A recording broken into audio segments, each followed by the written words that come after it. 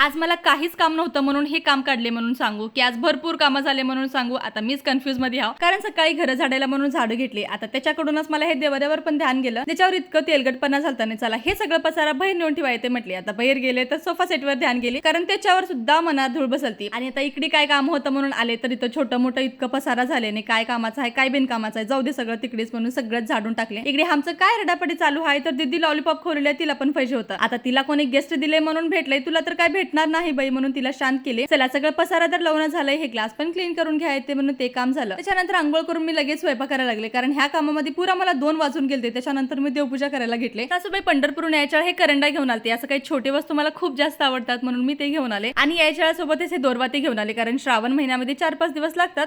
चला त्याच्यानंतर जे काय कुंकू हळद आहे ते सगळं मी माहेरकडूनच घेऊन आलते. ते सगळं नवीन आहे म्हणून करंड्यामध्ये काढून ठेवले. आता देवघरात काम होतं एकटीचं आणि होतो 3 बाया, पण इथं देवाऱ्यावर अंतरायला मला मोठं कापड काय भेटलं नाही म्हणून असं काही 2 अंतरावं लागले. आणि व्हिडिओ आवडत असेल तर फॉलो करायला विसरू नका. बाय.